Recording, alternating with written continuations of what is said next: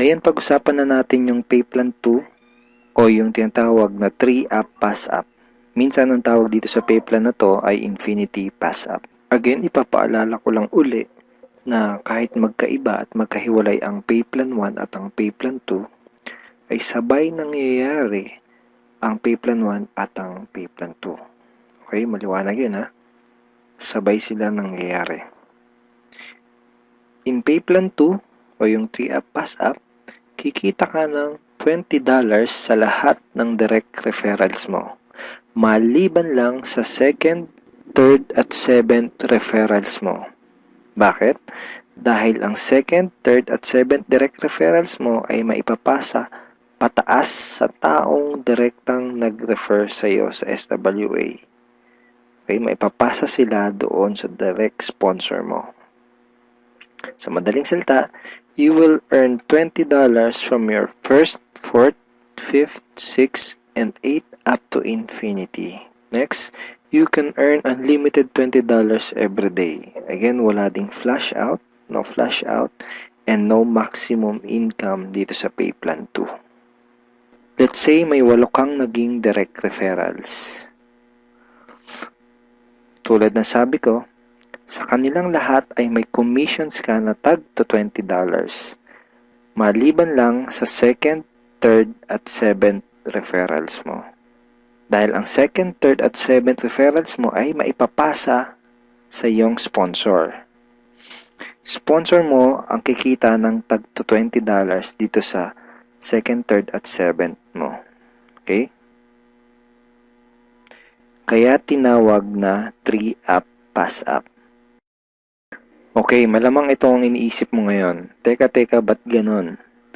Ikaw yung nagpakahirap at ikaw yung nag-effort, bakit iba yung kumita or nakinabang? Huwag kang mag-alala. Yung pay plan 2 is actually a very powerful compensation plan na malaki ang pwede maging advantage para sa'yo. So, explain ko kung paano yun. Dahil lahat ng direct referrals mo ay gagawin din ng negosyo, lahat sila ay magkakaroon din ng mga referrals. Tama? At dahil ikaw ang kanilang sponsor, sila naman ang magpapasa ng kanilang second, third, at seventh referrals sa iyo. Okay?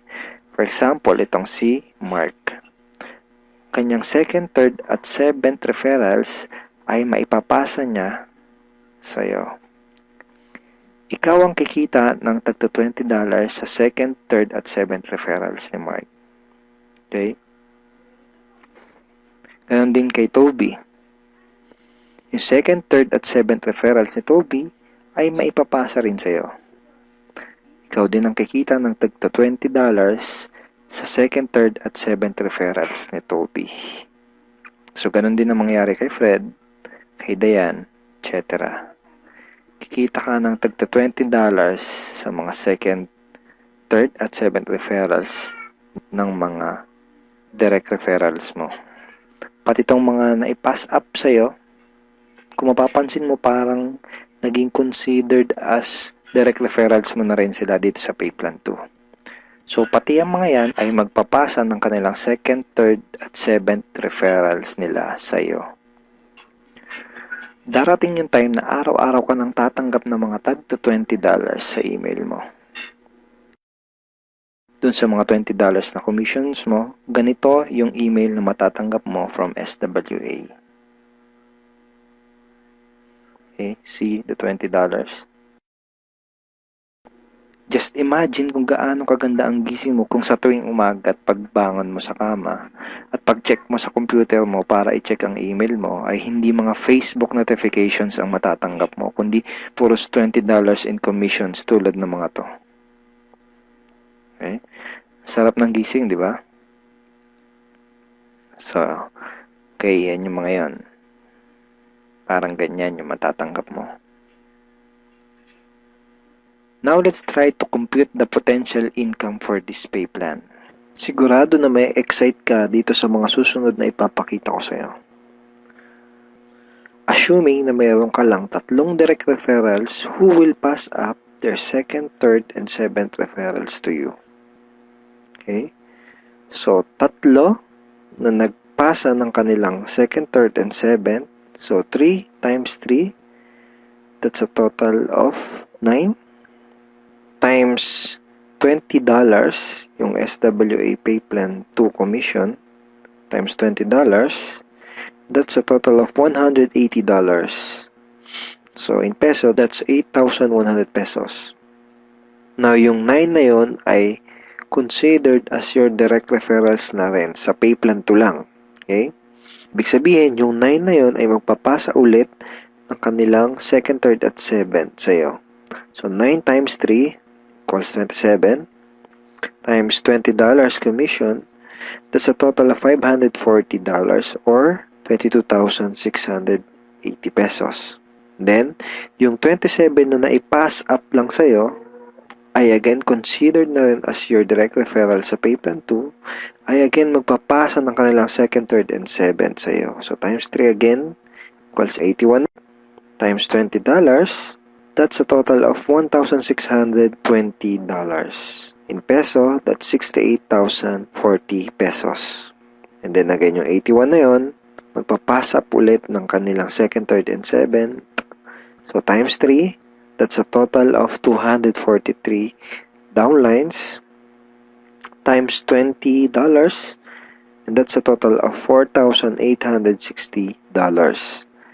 204,120 pesos. So again, yung 243 na yun, magpapasap ng kanilang 2nd, 3rd, and 7th. That's a total of 729 times $20. That's $14,580. In peso, that's 612,360 pesos. And then yung 729 na yun, magpapass up ulit ng tagtatatlo yung kanilang 2nd, 3rd, and 7th. So, times 3, that's a total passed up of 2,187 downlines. So, times $20, that's a total of $43,740. And in peso, that's 1,837,080 pesos. Grand total commissions is $65,520 or 2,751,840 pesos. And that's potential income just for Pay Plan 2. And hindi pa dito nagtatapos yung pwede mong kitain, pero pwedeng mas malaki pa ang iyong kitain kung ituloy-tuloy mo gawin yung iyong SWA business. So I hope na-excite ka dito sa pwede mong kitain dito sa opportunity na to. Okay, so FAQs muna tayo. Yung 2nd, 3rd, at 7th referrals ko ba na naipassed up ay mawawala sa matrix ko? And the answer is no. Passing up only happens in Pay Plan 2 and not in Pay Plan 1. So, yung mga referrals na naipapass up, sa Pay Plan 2 lang yun nangyayari at hindi sa Pay Plan 1. All your direct referrals will stay in your matrix and they will always follow you. Ibig sabihin, yung mga direct referrals mo, intact yun doon sa matrix mo at lagi lang silang magpa-follow sa'yo sa Pay Plan 1. Okay, next question. Pwede bang kumita sa Pay Plan 2 kahit wala akong ma-refer or sales? The answer is no. You only make commissions in Pay Plan 2 when you refer someone. Kita ka lang sa Pay Plan 2 kapag may na-refer ka. Or if your direct referrals pass up their 2nd, 3rd, and 7th to you. In other words, hindi ka kikita sa Pay Plan 2 kung wala kang mga direct referrals. Sa Pay Plan 1 lang posible yung pwede kang kumita kahit wala ka pang na-refer. Pero sa Pay Plan 2, hindi yun possible. Kung may mga additional questions ka pa, at kung may mga part ka na hindi naintindihan do sa pay plans ng SWA, pwede mo uling panoorin itong mga video na to para mas maintindihan mo ng maigi yung compensation plan or yung pay plans ng SWA. So ngayon, ang pag-usapan natin ay yung mga benefits mo once na maging part ka na ng aming team, yung Team Unstoppable Internet Entrepreneurs. Once na maging part ka na ng team, ito yung mga training resources na makukuha mo. Magkakaroon ka ng access sa mga training resources na to. Okay? Yung mga information na nasa loob ng mga training resources na to ang magtuturo sa iyo kung paano ka magsisimula ng tama at kung paano mo gagawin ng tama ang iyong SWA business. So, once na maging member ka na ng SWA at maging part ka ng aming team, magkakaroon ka ng 100% access sa mga training resources na to. So, ano-ano ba yung mga nasa loob ng training resources na to? First is yung Team Unstoppable Internet Entrepreneurs Handbook. So, ito yan. Ito yung Internet Entrepreneurs Handbook. Nandito sa ebook na to, yung tinuturo namin na 3 strategies of promoting your business on the internet. Bakit 3 strategies? Kasi yung isa pang beginner, yung isa pang intermediate at yung isa ay pang advanced. So kahit first timer ka pa lang at kahit wala ka pang background sa industry na to, ay meron kami nakahandang trainings para sa iyo at para matulungan ka magkaroon ng tamang start sa business mo. Next is yung how to handle prospect objections. Okay, ito yan. Ito yung loob niyan. Basically, sa business na to, yung mga magiging prospects mo ay magkakaroon ng mga questions once na makita nila yung opportunity. And it's very important na alam mo kung paano sasagutin ng tama yung mga tanong nila. Most networkers ay nagfe-fail dahil hindi nila alam kung paano sasagutin yung mga question ng prospects or yung mga objections ng kanilang prospects. Okay, next is yung Ninja Network Marketing Scripts. How to talk to your leads and prospects on the phone. Okay, ito yun. Basically, these are sets of scripts na magagamit mo kapag kakausapin mo yung mga prospect mo sa phone, or sa chat, pwede rin sa chat, or one-on-one. Kung ikaw ay call center agent, I'm sure familiar ka sa mga scripts. Next ay itong how to sponsor your circle of influence properly. Okay, ito yon. Okay. So, ituturo din namin sa iyo kung paano mo i-approach ng tama yung mga kaibigan, kakilala at kamag-anak mo. Dito mo matututunan, dito sa ebook na to, mo matututunan kung paano sila i-approach ng tama. Okay? Ayan. May mga sample email din yan na pwede mong isend sa mga kakilala at kaibigan mo. It's a step-by-step training ebook. Okay? Tignan mo step 2.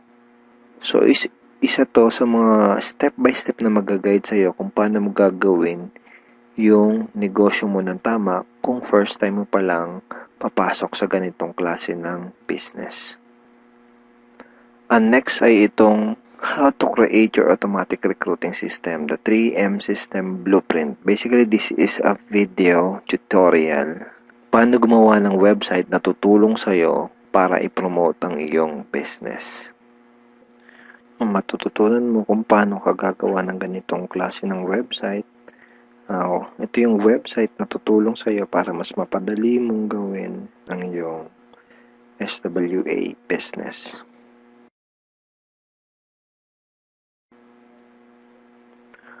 Okay, thank you for watching these videos, and we are looking forward in guiding you and helping you achieve good results and achieve your goals in this online business opportunity. Have a great day and God bless.